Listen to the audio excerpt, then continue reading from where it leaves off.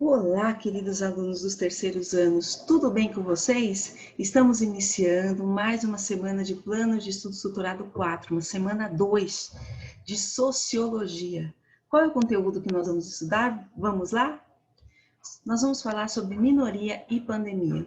Mas, professor, o que é minoria social? Para a sociologia, a palavra minoria se refere a uma categoria de indivíduos que sofrem tratamento desigual e humilhante simplesmente porque fazem parte desse grupo minoritário. O conceito de minoria social é diferente do conceito de minoria numérica. Por exemplo, no Brasil, os pretos e os pardos são maioria numérica, assim como as mulheres, porém são minoria social. Portanto, as minorias são definidas em termos de características atribuídas de status, tais como raça, sexo, etnia e religião. E também são definidas em relação às dificuldades de acesso às mesmas condições de possibilidades e acesso também a determinados direitos. Assim, nós conseguimos entender que apesar de existir na Constituição o princípio da igualdade, há o reconhecimento dessa igualdade formal, vamos dizer assim. As minorias, elas criaram marcas que estão presentes até os dias atuais, do ponto de vista histórico, do ponto de vista social. Por quê? Essas minorias, elas foram excluídas e subjugadas ao longo da história, que inclusive essa subjugação tinha até o respaldo de muitas religiões e tinha o respaldo, inclusive, do poder público, tá?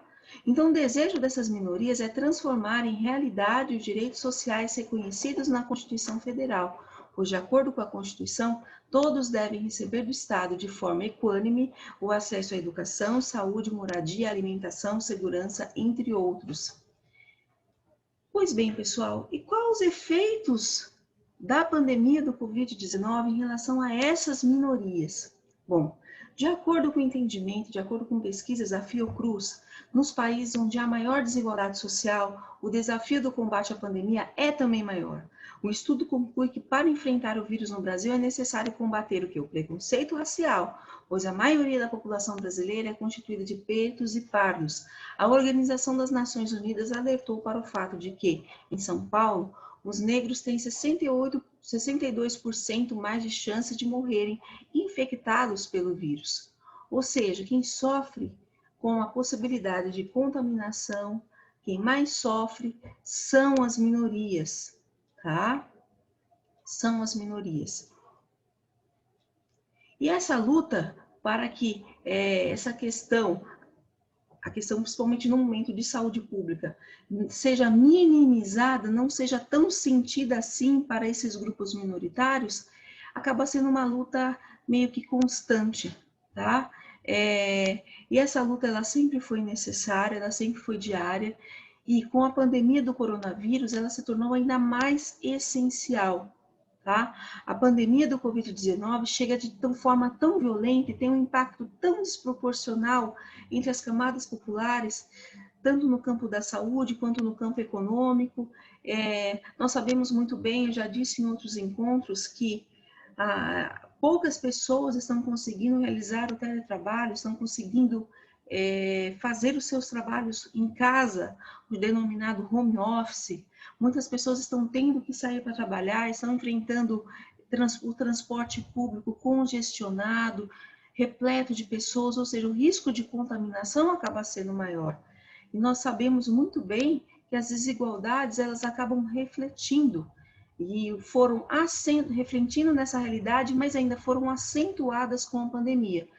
Então, nós, ao longo do tempo, nesse período, nós vimos que os grupos minoritários são afetados de forma mais desigual durante a pandemia. Atividades. Quais são as atividades da semana? Você, querido aluno, você pertence a alguma minoria? Se sim, qual?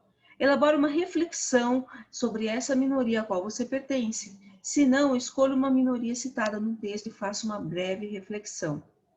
Esse é o exercício número 1. Exercício número 2. Por que as minorias têm seus direitos cerceados pelo Estado?